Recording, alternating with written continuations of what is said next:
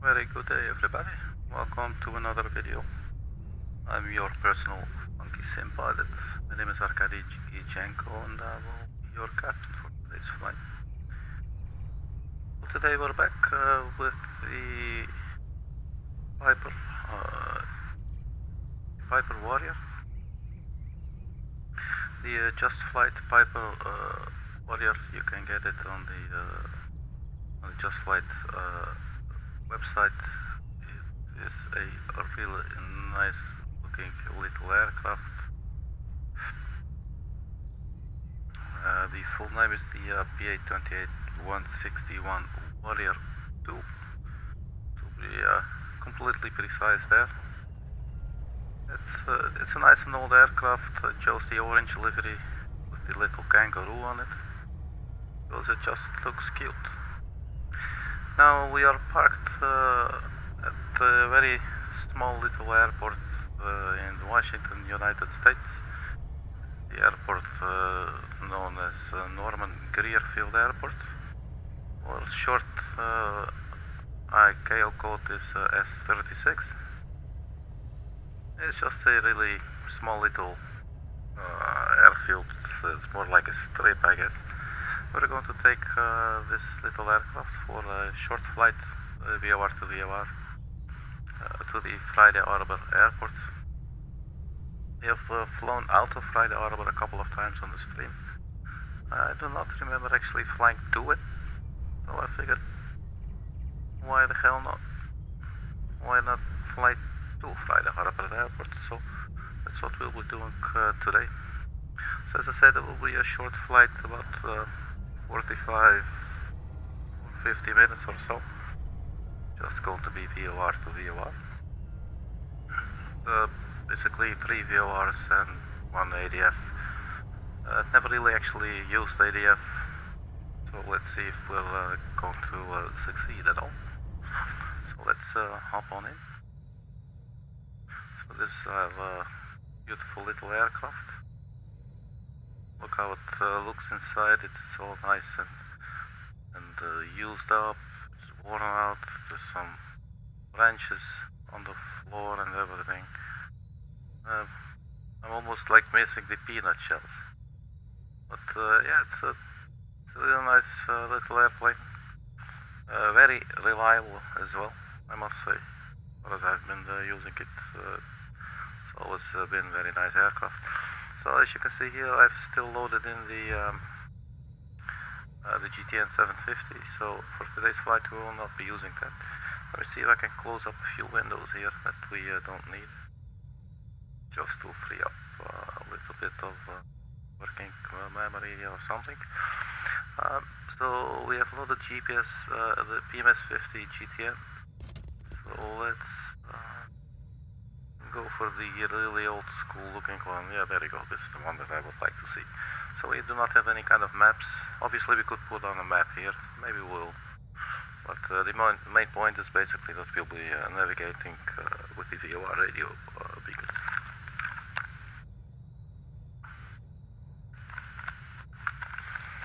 Sorry about that. I had to take off my sweater. It was actually kind of warm. Let's see what is the temperature here inside. What's about 12 degrees here. But inside the aircraft it's nice and cozy, I would say. Yeah, the panels are nicely worn out and everything. I haven't yet to figure out this Garmin, the GPS 100. Maybe I'll watch a little video on that. Maybe it's going to help me one day. Perhaps it would be fun to use that on the channel as well. As you can see, I've already logged like 17.2 hours in this little aircraft altogether. And yeah, I believe this was one of my first general aviation aircraft that I used on the channel.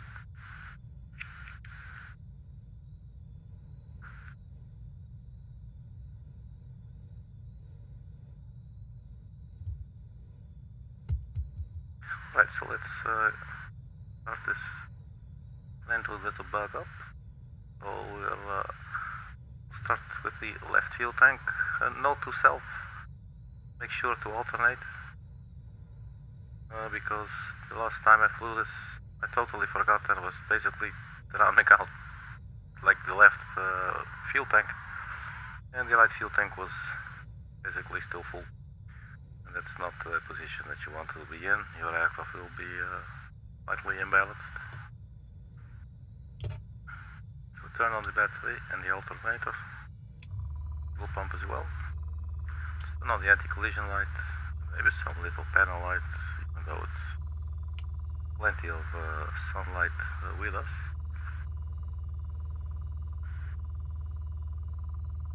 And let's go ahead and start up the engine. Maybe I'll clear prop.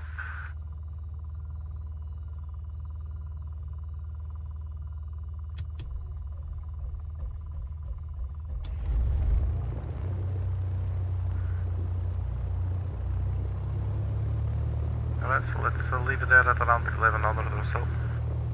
The engine warm up a little bit.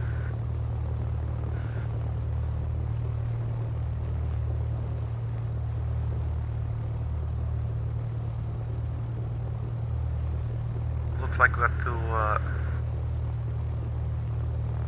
two full fuel tanks. Let's go for a squawk of 1200. Well, let's do something else actually. Something like that. There you go. And we're squawking on. Now, let me wait a second. We need to turn on the avionics. Do that first, so we can actually avion. And they should be turned on. You should see the little ident. I believe you should see the little ident light blink every now and then. Let's test it. Does not appear to be on, does it?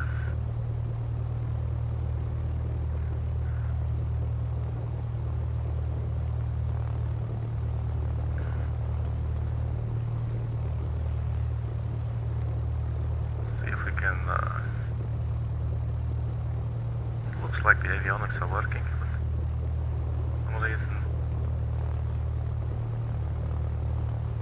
I'm not really sure what's going on there. Test, okay, so that the bulb works, okay, so that's good, that's all I needed to know. Alright.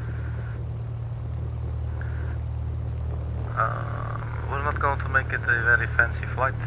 We can quickly check on the SkyVector website. We'll do this off the screen for today's flight, today's video. I will check to see if there's any kind of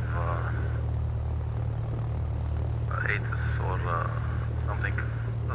Doesn't look like it is for this airport, so we're just going to press our trusty little B button to set our altimeters. So the first VOR that we will be flying to is out of S36 is Seattle. This is 116.8.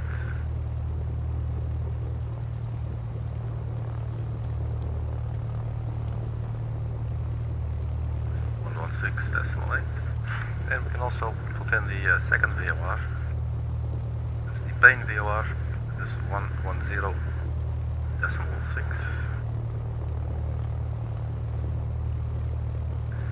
And we will be using nav, and our first track heading will be 290 for approximately 10 nautical miles. Let's set this to 290. Try not to zoom out during the process.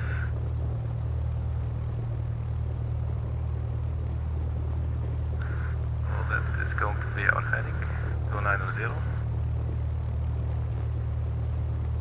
We are to the left of the track now.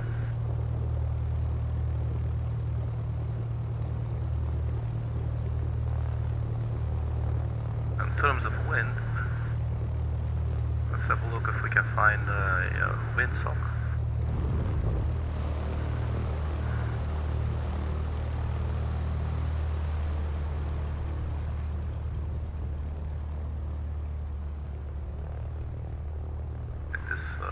think out of the way there.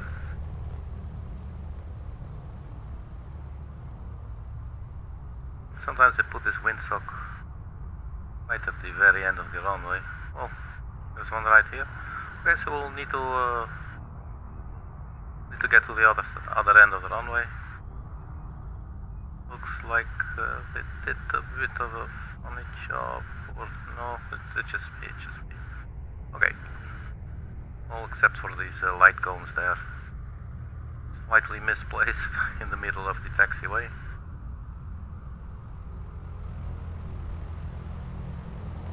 Here we are with our beautiful little airplane. Let's hop back in before it takes off without us. So let's see. Auto view selector, no. State saving, no, not necessarily.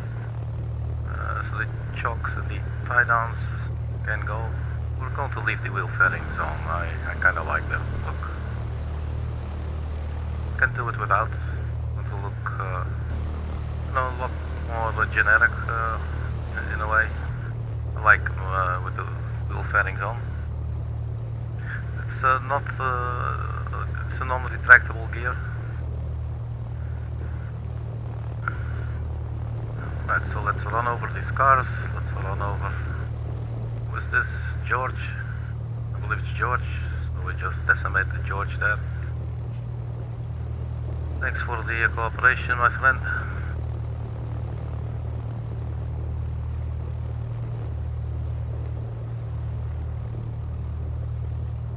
So right here we're doing a beautiful taxi job. This is going to look a lot more like it. Usually around the area and around Seattle, basically we're 10 nautical miles from Seattle. There's a lot of wind, and you can tell the aircraft keeps pulling to the right. It's normal when the wind is coming from the right.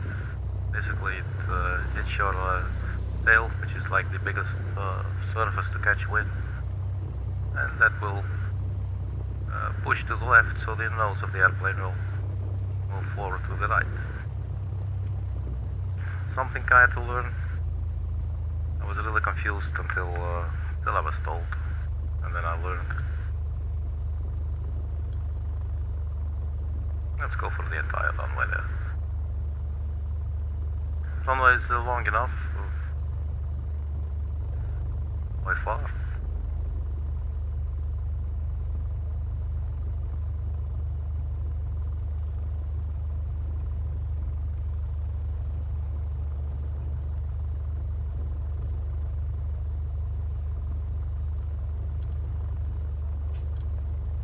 So here we are then. So let's close the window. And lock it as well.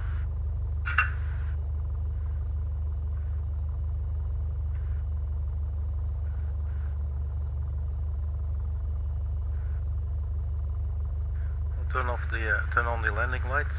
Idle heat, turn that on as well. It looked like we were picking up the VOR signal for Seattle. Could maybe, let's see, second VOR, we put it in here, the 110.6. That will be a heading of 44 degrees, so we could maybe enter that as well, because we can see the moment it comes alive. Oh, if you look, sometimes my eyes do not trust what they see. This looks like 44, okay. Alright, so I think we should be good to go. We're squawking Charlie. We have our idle heat and the landing lights on. And we could maybe... Well, we'll do this later. And let's bring back the yoke. maybe set our... what's happening to the sound?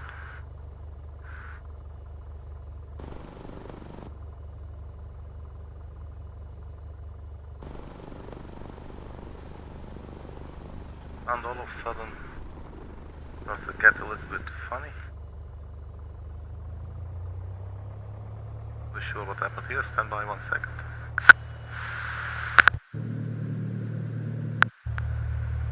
Okay, looks like that's fixed. Alright, so let's get onto the runway. And let's get going. It's a nice, cute little runway.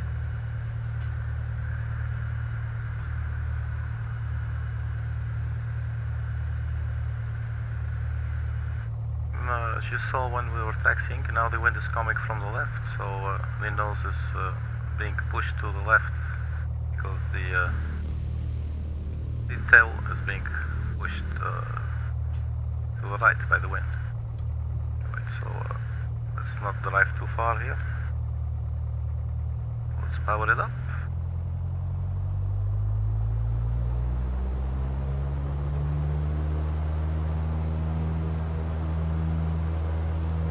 Let's go.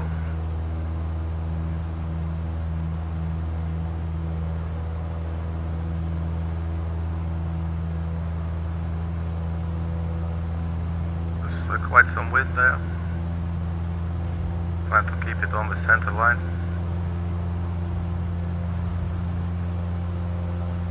And to lift up slowly. So we do not have any gear to retract, but it would be nice if we get over these treetops here.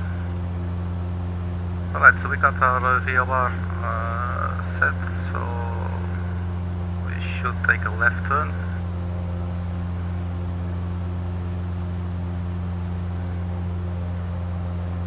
Not quite too steep now.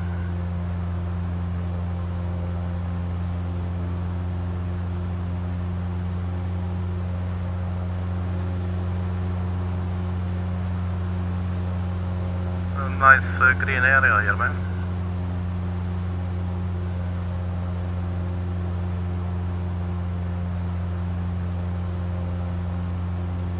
Right, so if we fly like this, we should intercept the radial.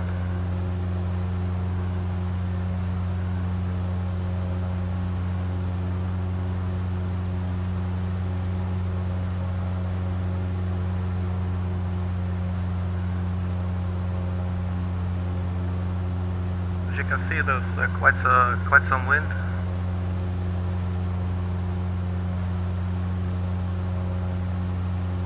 So yeah, as I said, I have flown out of Friday Harbor, but actually never really do it. Alright, so we are intercepting the radial, so let's quickly turn right, as you can see there on the course deviator. Or the course deviation indicator, I should properly call it.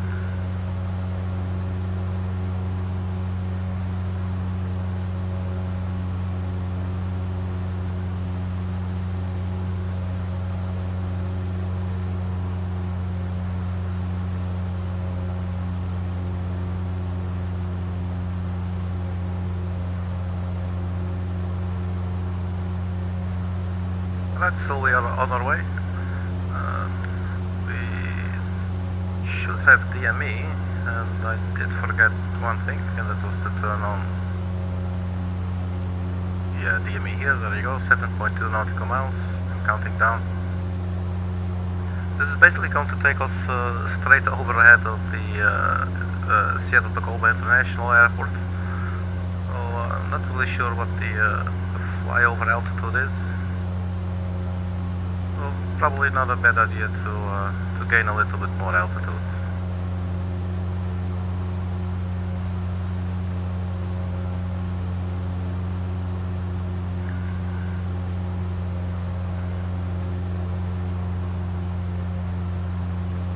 Little look outside at a beautiful little aircraft. Look, there she goes. There's the famous Nipple Mountain.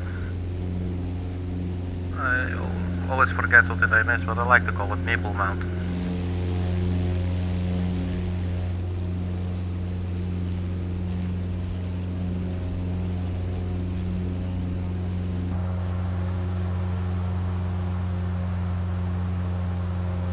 So we should try to remain on course. So now we're slightly to the right of our desired track, so let's correct for that a little bit.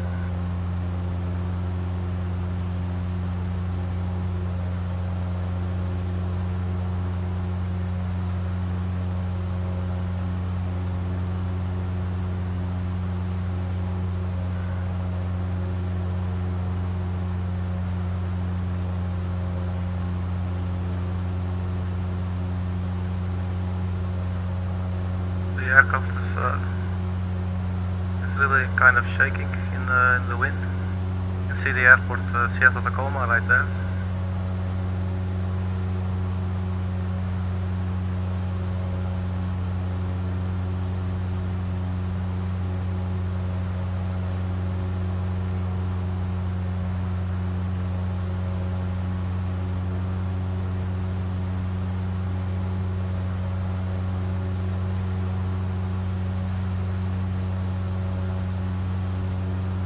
We're 3.4 nautical miles, so we can almost switch over to the second VOR there. And that is going to be a length of 29 nautical miles. We're heading of 44.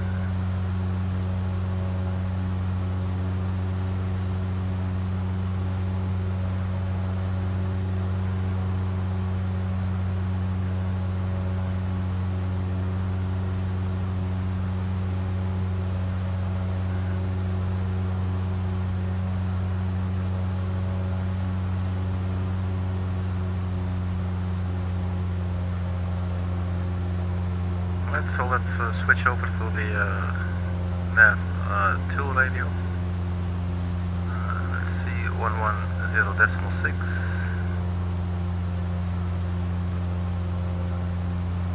So we're actually not switching over to the nav 2, we're still using the nav 1, but we pre-dialed it there, so sort of like a reminder. So let's get on the track. We do have DME, that's good, 29.2 nautical miles. Right there in the right corner of the screen.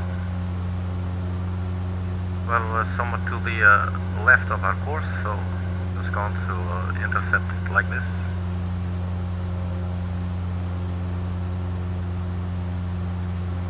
This is actually a very beautiful area, lots of water, lots of little islands. And don't forget the beautiful approach path here at Seattle Tacoma, where the bunny lights are actually going over the highway there.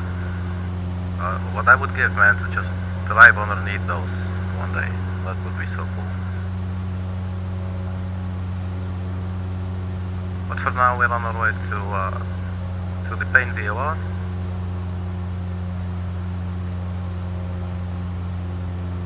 I think I may have done something wrong. Need to put a heading of 44 degrees. We should go north, which is not exactly what we're doing. Look at that. But forgive me, it's been a while since I flew a VOR like this. I know it's a poor excuse, if any. At least that explains what was happening, why we were so much off track.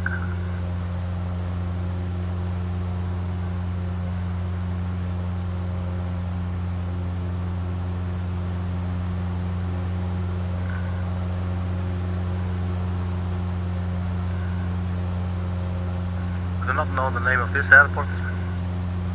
Usually when I fly to Seattle from Friday Harbor, for instance, I always cross this little airport there as well.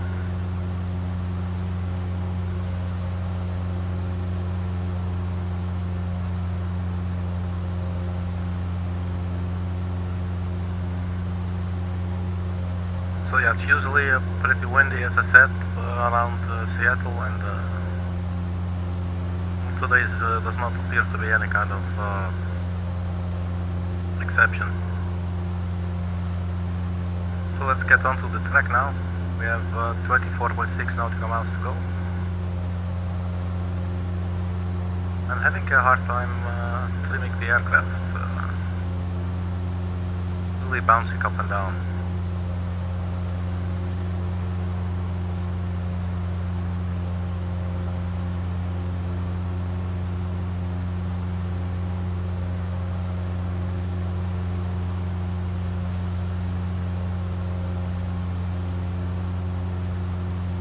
I've gone quite off track, as you can see.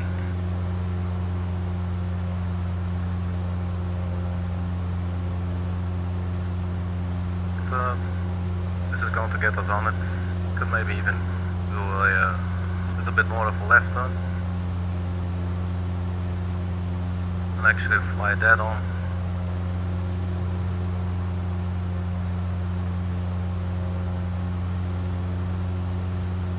And you can see after a little maneuver there, the aircraft's nose was pointing down a little bit and then sort of settling again.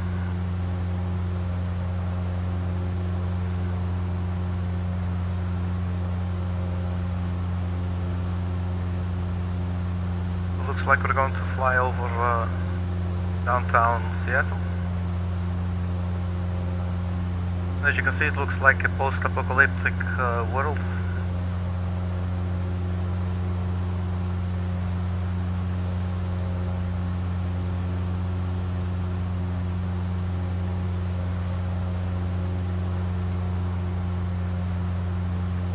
And then when you're straight on top of it, it will sort of all pop into place. And it will look like some decent naked city.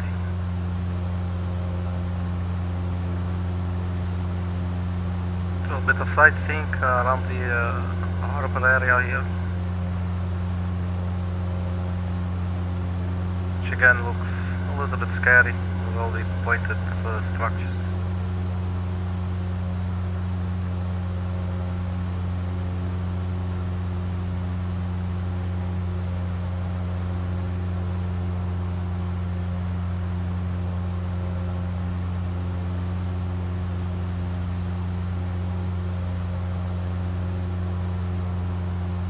I believe that is referred to as the needle.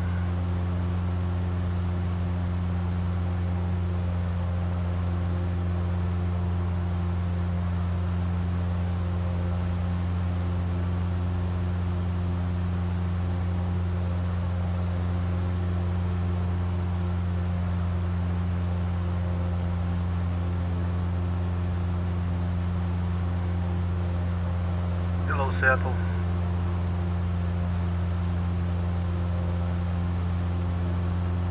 It's beginning to take some shape now.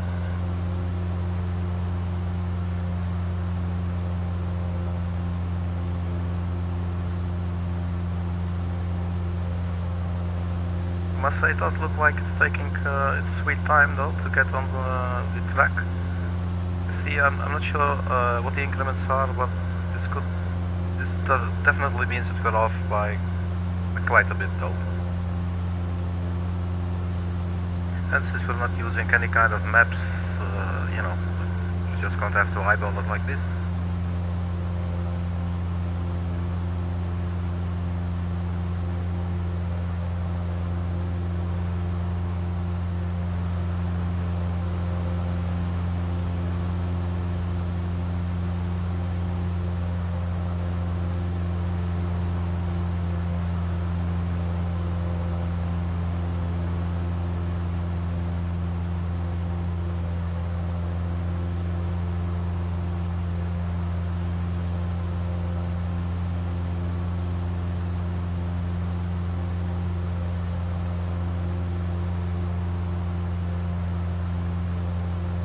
The Piper Warrior, it's not too fast of an aircraft. As you can see, current speed is like 110 knots or so.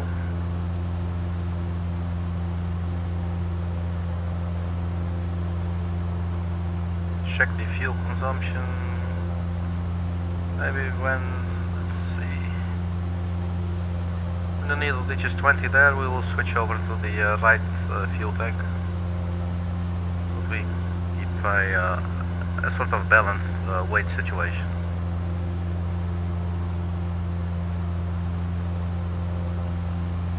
And the distance now is 15.8 nautical miles of the VOR. So it's interesting, probably just going to make it when we get there or something, I'm not really sure. Let's have a look at the next VOR. It will be from Payne to Whidbey Island. 113.8.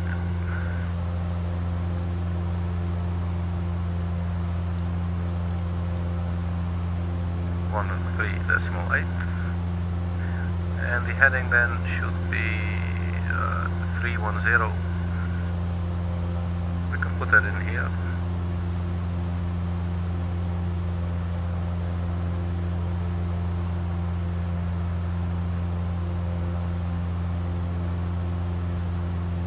Does not look like that is picking up yet.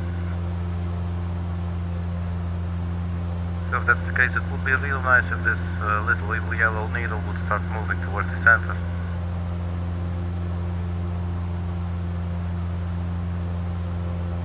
So at least we could fly an outbound radio on the paint VOR that we're approaching now.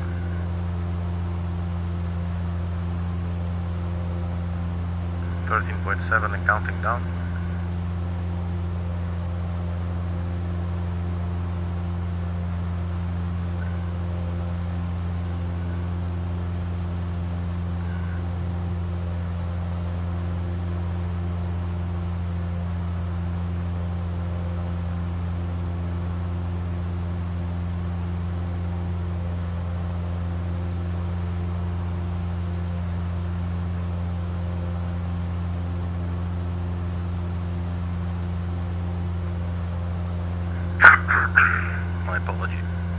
And then again, you know, with regards to the VORs not always picking up in Microsoft Flight Simulator, it looks like a Microsoft Flight Simulator thing.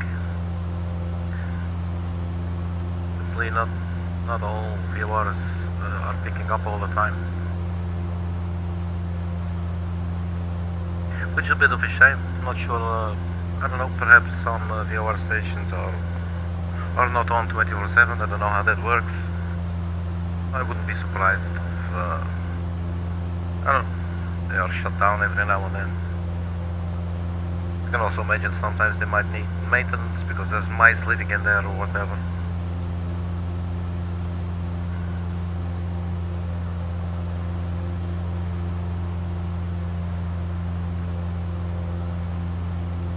This one is pointing towards the VOR, just looks like the DME. I guess that's probably what's going on. The DME is simply not picking it up. Sorry, it's only the DME picking up. 11.4, it's still counting down. But it looks like this is not moving at all. It doesn't seem very reliable.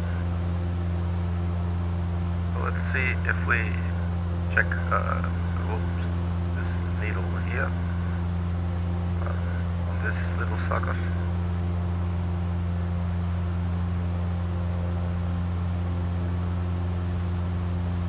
That does also not appear to be moving.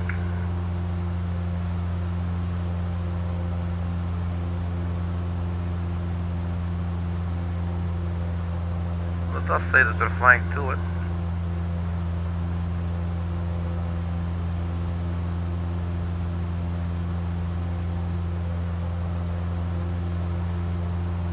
But I wonder, we are 10 nautical miles out now.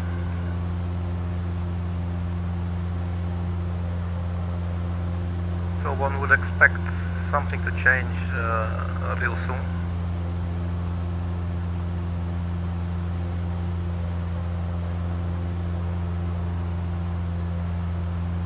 And we definitely need it.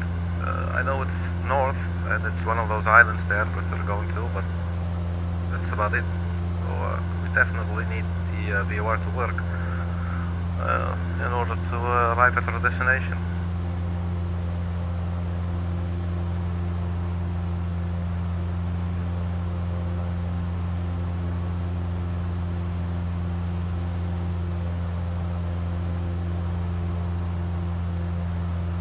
Definitely a lot of wind.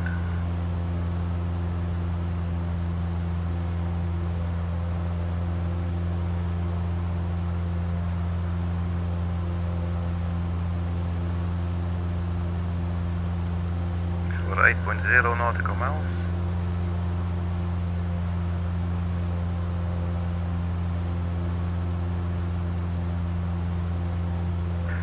let me do a little experiment there with the course deviation indicator, see if it moves at all.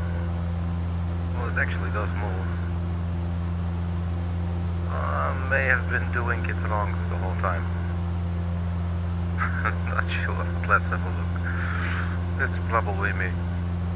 I'm sorry, as I said before, it's actually been a while since I've been using the VOR to VOR in this way, in this aircraft. But if I remember correctly, this is basically how you do it. We were basically really close to the track all the time. So a lot of panic for nothing. But at least we learned again. Now it all seems to work.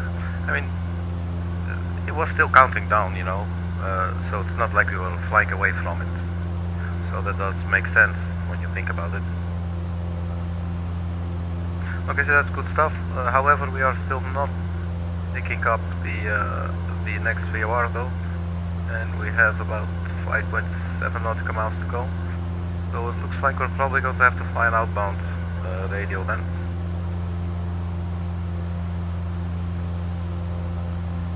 Let me quickly check what the outbound heading then should be. From Spain,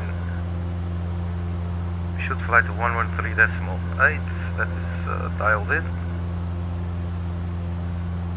310 degrees for 30 nautical miles. 310 degrees, that's sitting right there.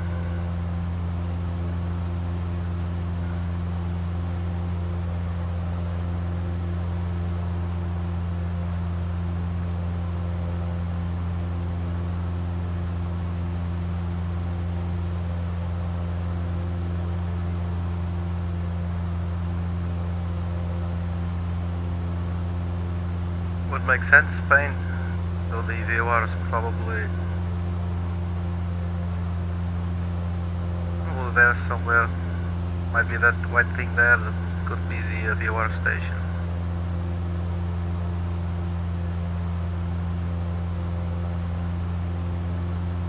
Take it easy there. Definitely lots of wind.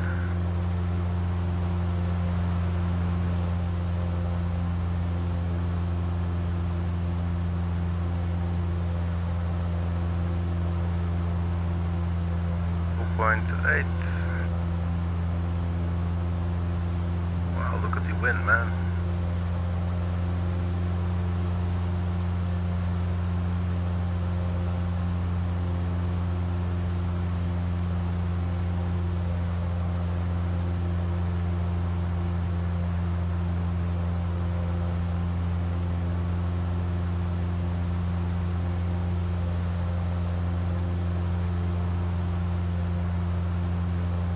We're almost on top of the VOR there. Let's look outside, see if we can spot it.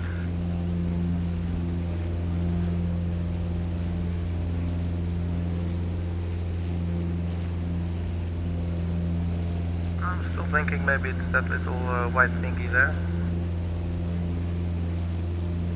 I'm not sure. Okay, anyway. Enough pussyfooting. 10 nautical mile, 0.9er. Unfortunately, we do not have the next VOR, we're not receiving the next VOR yet. 113.8, let's see if we have PME, no.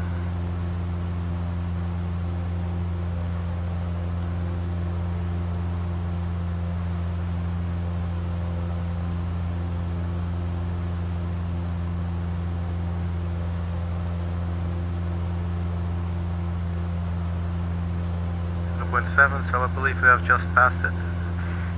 So we will leave it on this PA VOR where we are now, and we are just going to dial in course heading of 310.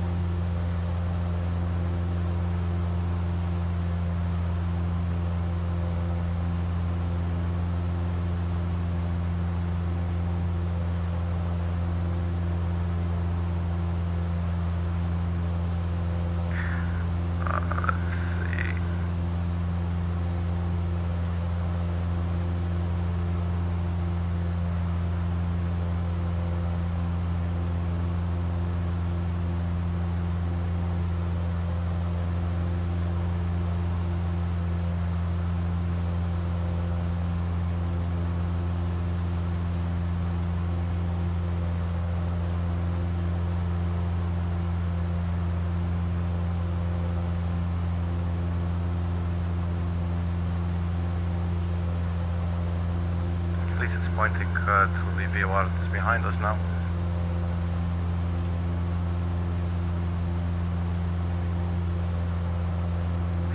And that's the thing, you know, it's not working and we're flying now, basically we're flying heading.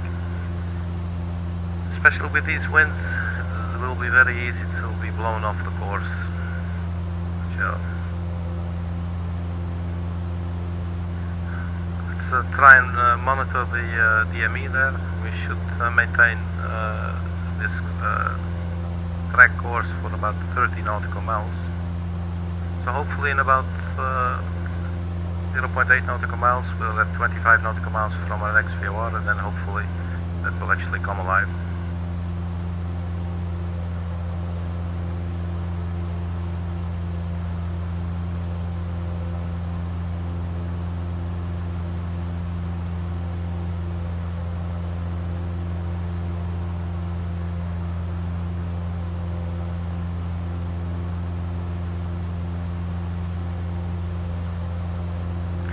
Thing we can do to test is just dial this like 90 degrees.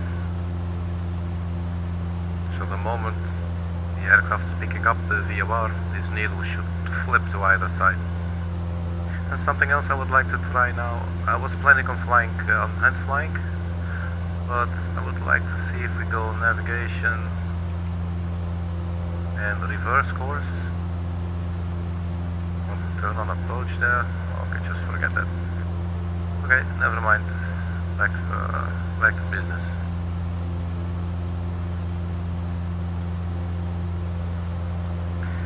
We're flying real world time and real world weather. Very clear skies here in the Seattle area.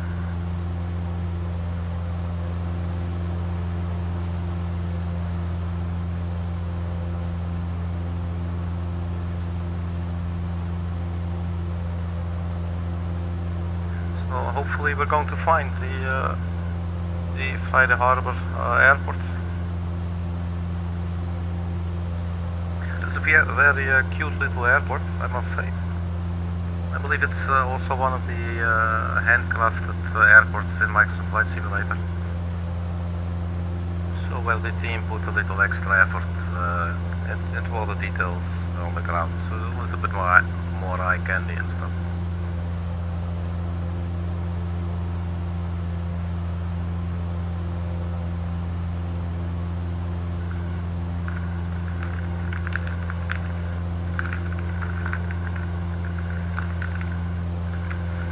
Or 8.4 nautical miles from the PA VOR.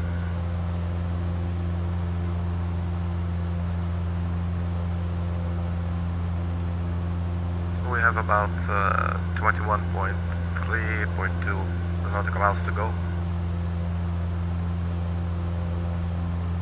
But I'm fearing it will not pick up the VOR at all, because I believe that around 25 is probably the shortest range or something. At least in Microsoft Flight Simulator, as far as I know. After that VOR, we are trying to fly to the Whidbey Island.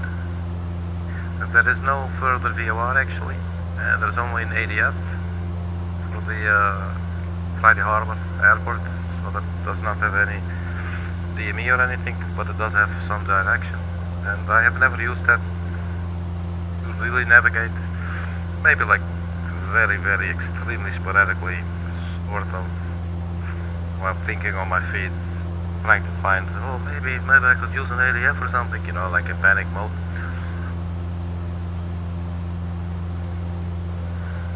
But today I actually wrote it down so that we're going to see if this is going to help us get close to the airport.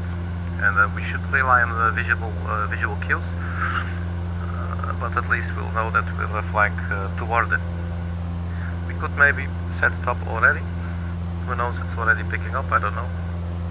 That should be 284.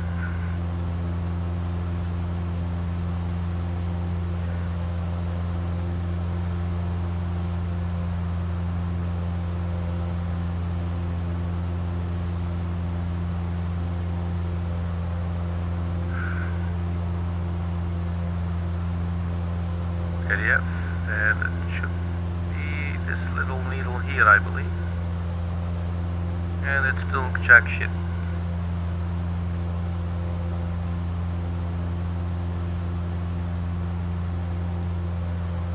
At least looks like we're the outbound track is now actually a Grieg. So that's one thing, at least that we can tell that we're still following the correct radio for the paint VOR that we overflew 12 nautical miles ago, 13. So we got 17 nautical miles to go, like this. The nav2 there is still not picking up any signal, and neither is the ADF. I mean, this is the ADF, right? And there's something else. How do we do this again? I think you should sync it with your heading. Let's just do that. For now, the current heading doesn't really matter too much. We should be at 310. Just blown completely off course there.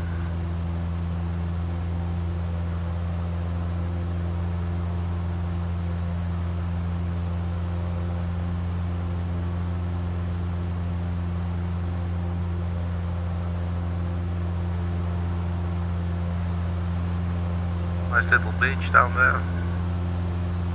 A nice bushy area.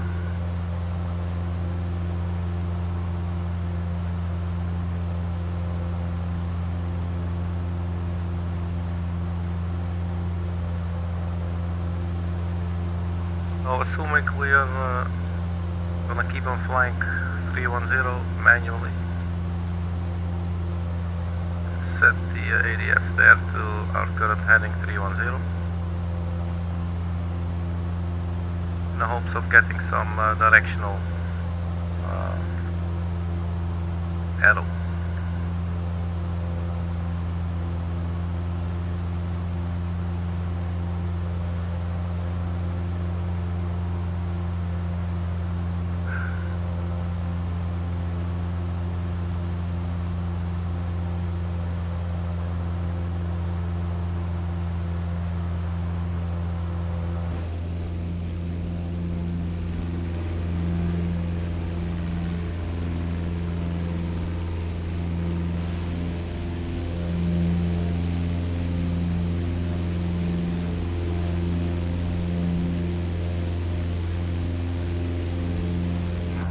Wind, man.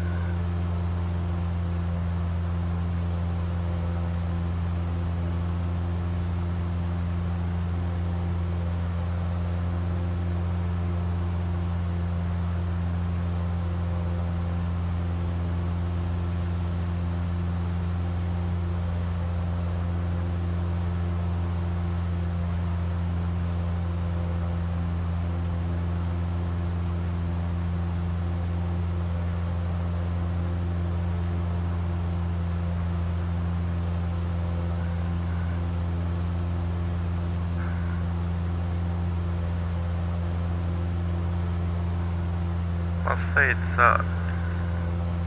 actually quite interesting to you know, to sort of hand fly it a little bit like this. Usually when I used to do this this type of VOR flying in the Piper Warrior, I would always use the autopilot and then the navigation, and then use the Nav1 radio for navigating, along with the course deviation indicator and the omnibetic selector there. This is has somewhat of a different kind of vibe to it, which I definitely can appreciate. It's a bit more of a workload, and yeah, it's nice. Especially obviously if we actually arrive at our destination. It's a really small airport, the Friday Harbor.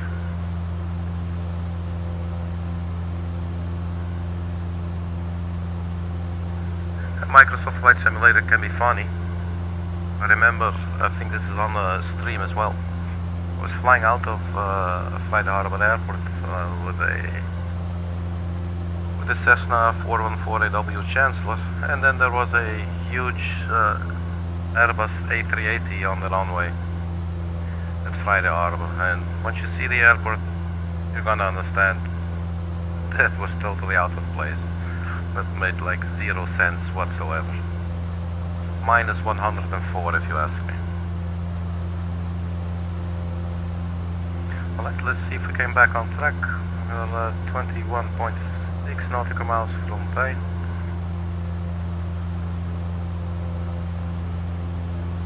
And I guess the airport up ahead looks like we're doing a good job. That is probably, let me check, the Whidbey Island, probably it's airport. I did not really check, but that would make sense. So in that sense, looks like we're good.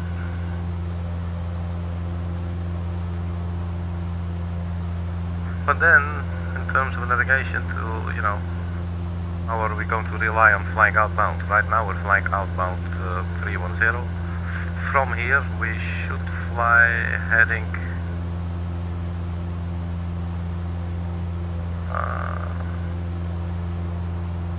287 for 18 nautical miles.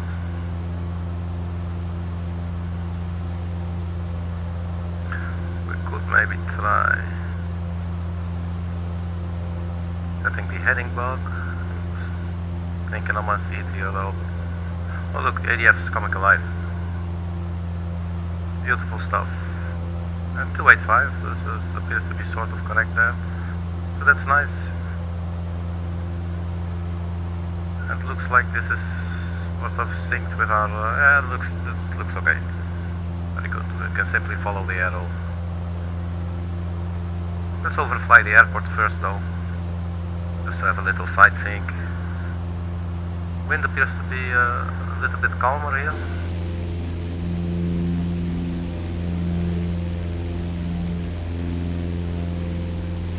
But who knows for how long.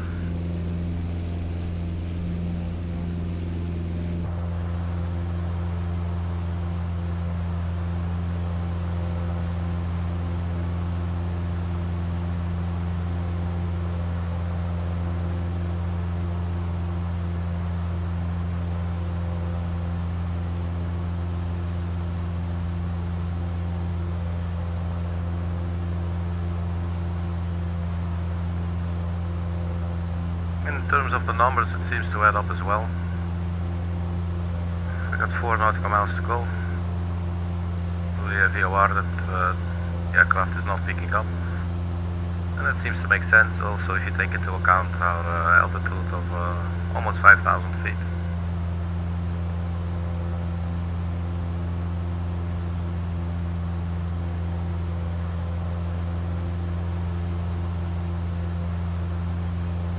So basically what we have for navigation, we have a directional navigation, and we know from the flight log that I created that we have 18 nautical miles from our current position to traverse. So we're just going to add, keep on counting the 30, basically should do until 48 nautical miles, and then we should be where we need to be at our airport.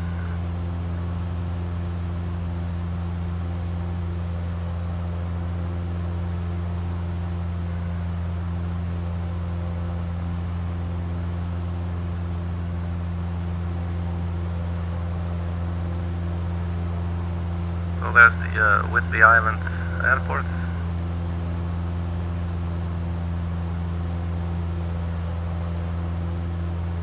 Let's get on track now, follow the ADF. So an ADF generally does not have any DME, it's simply a directional beacon, that's all.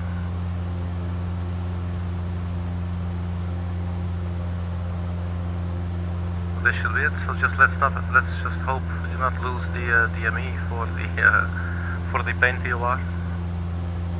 And otherwise it's 18 nautical miles from here, so if you look ahead,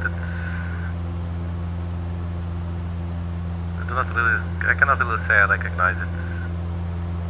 I'd like to say it's right there. I know it's near the water, you know.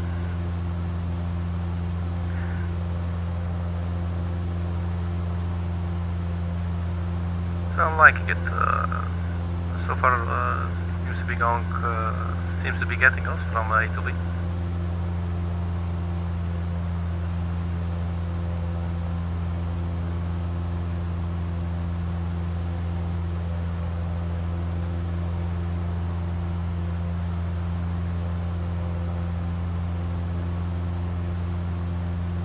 And I'm expecting the TME there for the PA NUW is not going to be any problem, because it's, as I said, it's probably either 25 nautical mile range or 50, 75, something like that usually, what I tend to see in the flight simulator. So yeah, 48 nautical miles should probably be able to follow that as well. And obviously the moment this needle starts going crazy and, you know, demanding increasingly more precise adjustments, then that's also an indicator that you're getting really close to the source.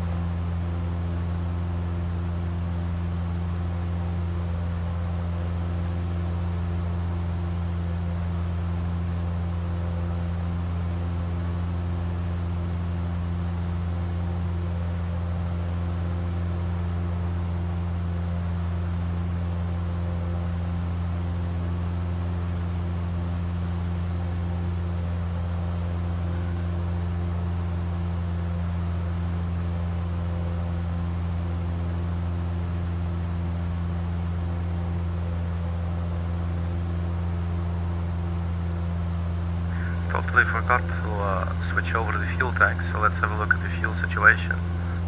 So now is as good a time as any to switch to the right fuel tank. So at least by the time we arrive, we'll already crossed 2/3 of our distance, I believe. But at least we will be a little more balanced. There are some aircraft that monitor this for you and just switch automatically if you tell it to do so. The Piper Warrior is not one of those.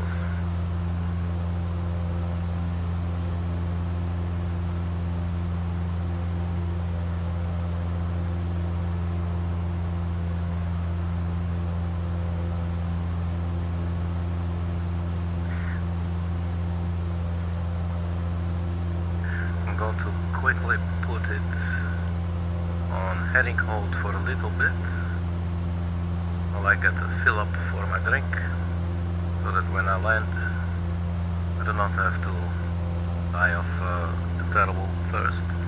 Let's have a little outbound outside view for a bit, and I'll be back within 2 shakes of 1 lamb's tail.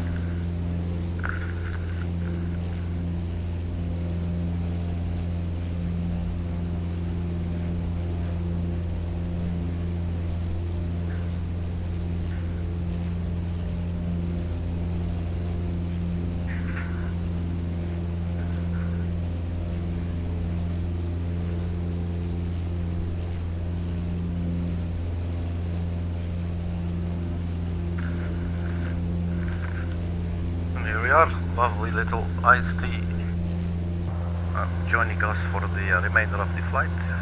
Now let's turn off the autopilot, turn on the hill.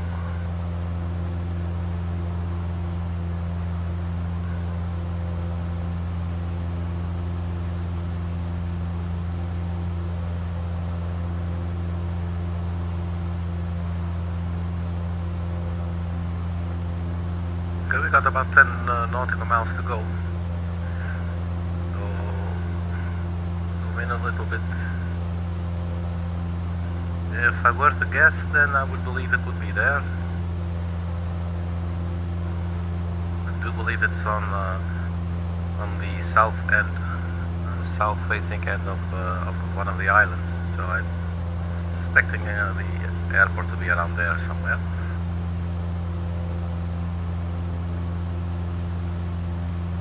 So let's bring back the power a little bit.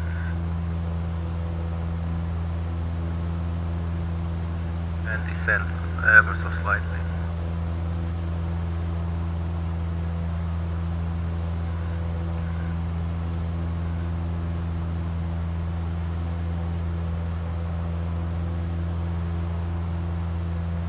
.39 nautical miles.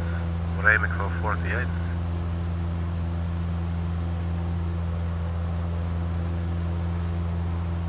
Let's try and follow the ADF needle a bit more regularly.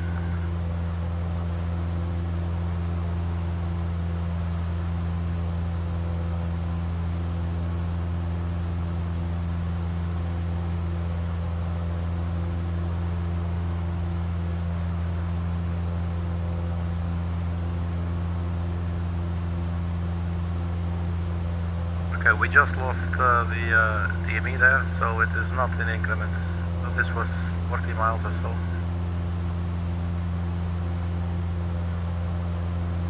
So we're sort of flying blind, but fortunately we do still have the ADF.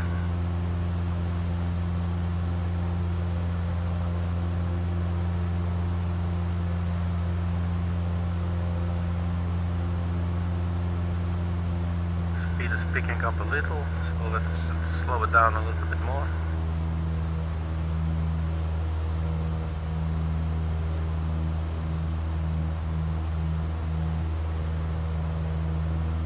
And try not to drop below 1,000 feet per minute when you're in an unpressurized aircraft, because it might pop the ears of your passengers and yours truly pilot as well.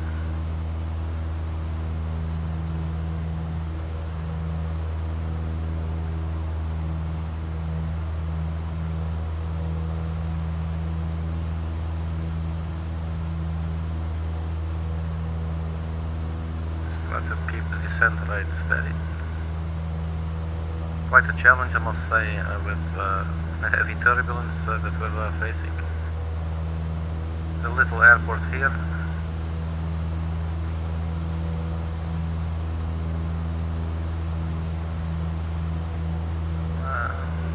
Let me check. It could actually be this one, but I'm not really sure now.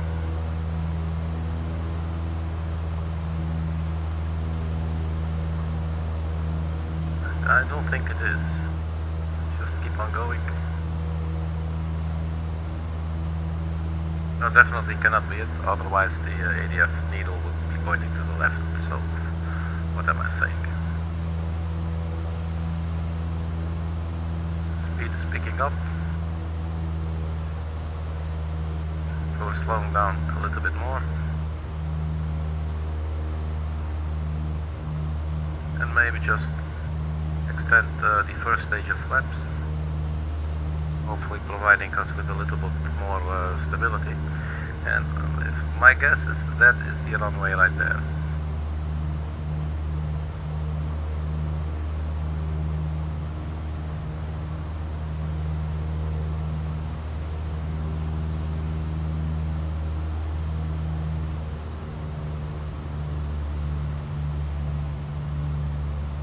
We are descending a little bit steep there.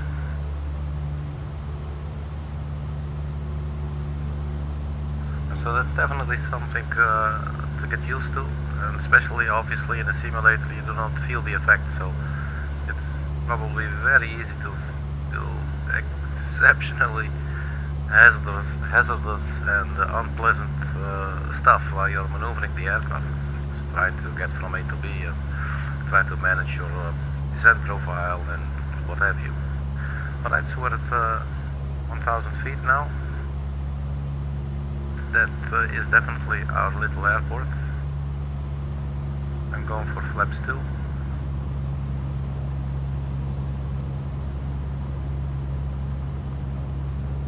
And adding a little more power. Let's get over these trees here.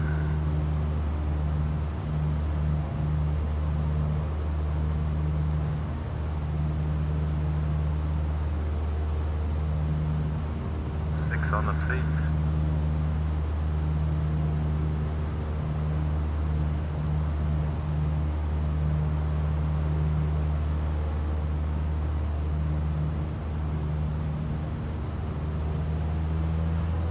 A little more power and flaps full. And we'll line ourselves up.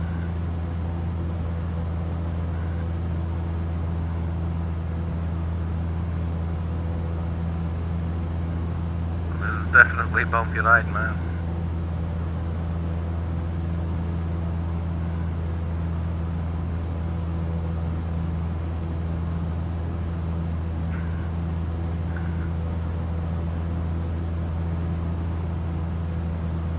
So runway 34. It's not a very big runway, but as I said earlier, first set it down. Oh, do not float too much.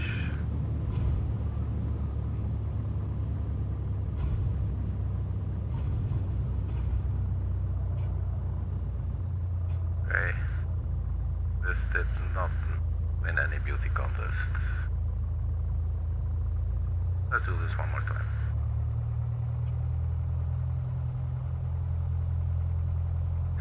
Not sure if you noticed the windsocks. I think I saw this at this very airport before as well. It looked like both windsocks were in different directions. So when we were landing, that's actually part of the reason that we were on control there during the actual touchdown. Because I was quickly glancing at the, I shouldn't do that. I was quickly glancing at the windsock. Thinking, oh, we have a tailwind, and then I saw the other one facing the other direction. So if you look there, let's stop here, parking brakes, see what I mean. I've heard this could actually, not really sure if this precise example could be normal, but I did hear that something similar can actually be normal. Okay, so anyway, let's go to the takeoff position. So let's do one little pattern and let this one properly now.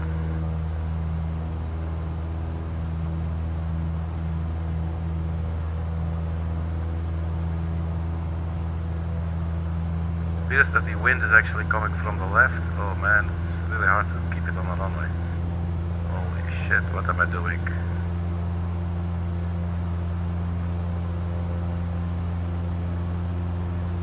Flaps up.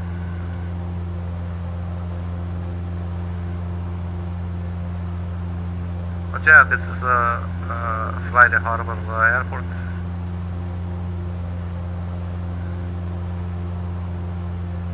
Let's climb to around 1,000 feet. There's a little tour of the southern part of the island.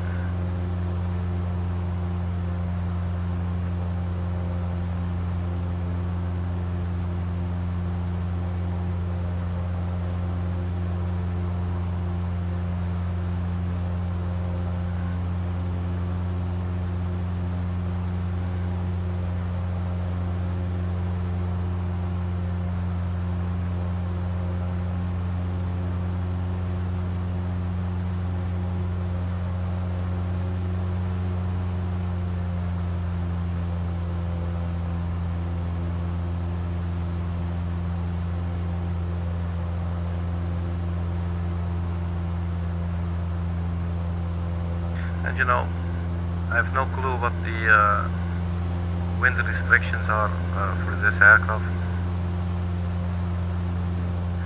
Sometimes certain types of crosswinds simply exceed the limitations of a given aircraft.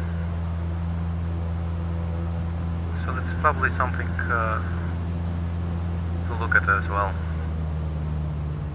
for future flights. Okay, this is obviously not a very stable approach. We're way too high. People in the back are puking right now.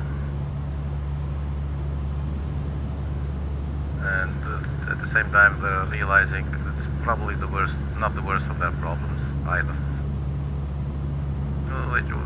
Which actually is fear for their lives, you know.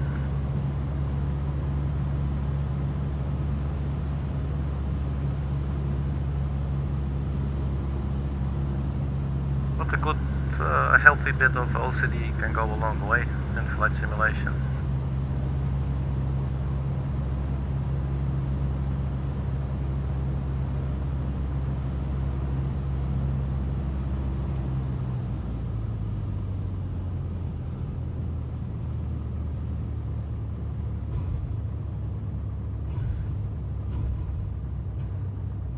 And then I hate when you touch down and immediately the aircraft starts, you know, getting uncontrollable.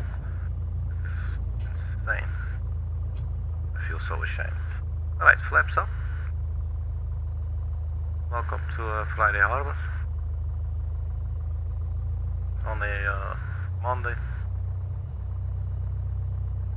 I like that the taxiway is going up a little bit upslope. It is definitely so much cooler than it used to be in FS9, FSX, 2004, 2002. You know, they basically all the runways, all the taxiways, they were all totally flat.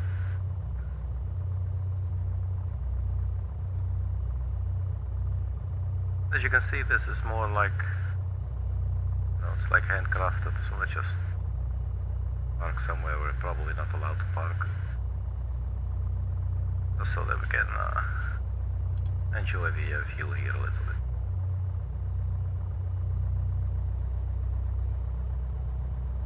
And there are some really nice little airports in Microsoft Flight Simulator all around the world. Obviously there's also lots of scenery airports that you can download, you know, by the community.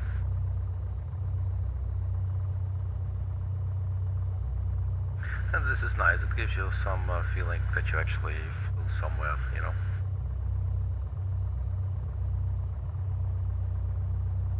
Sebastian, how are you doing, man? My man Sebastian right there in that little truck that you just saw.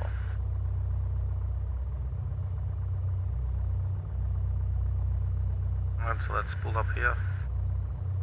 We can unload our gear and start jamming.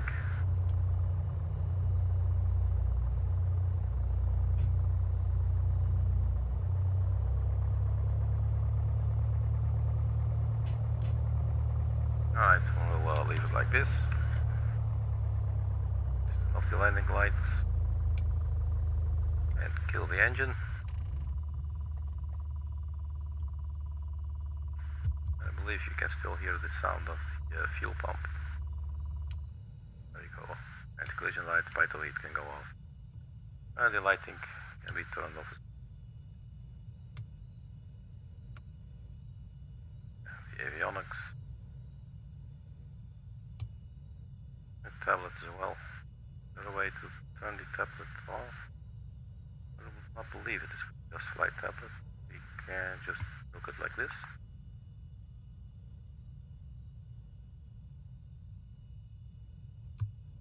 Fuel selector to off as well. I guess we cleaned up this little sucker. So let's unlatch the door.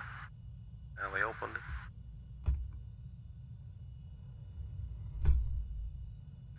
Beautiful carpeting, carpentry, man. Upholstery, what's it called? Upholstery.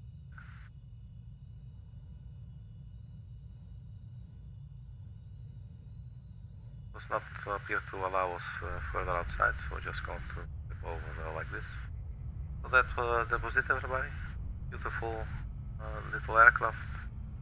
It's sold through the Just Flight website. I believe it's their own development. Well, Really, really nice little aircraft. As you can see, it's somewhat of a challenge when, it's really a very good weather aircraft, I believe. Let me just say this, so that people do not think that I can totally not control this thing. Alright, thank you very much for checking. Hopefully see you all sometime soon. Everybody stay funky. And thanks for checking in. Leave a comment and leave your telephone number and beautiful girls, what have you. Catch you later. Bye bye.